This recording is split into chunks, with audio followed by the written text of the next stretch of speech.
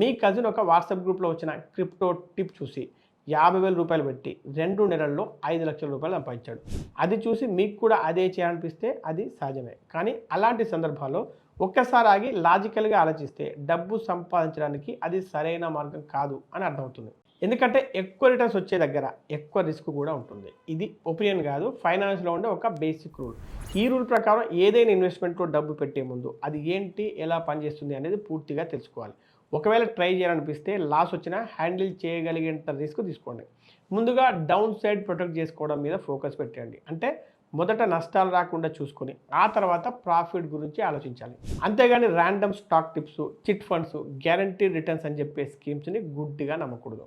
ఇవి 100లో 99 సార్లు ట్రాప్స్ అవుతాయి. చివరికి స్లోగా, బోరింగ్గా, కన్సిస్టెంట్గా ఇన్వెస్ట్ చేసేవారే లాంగ్ రన్లో గెలుస్తారు.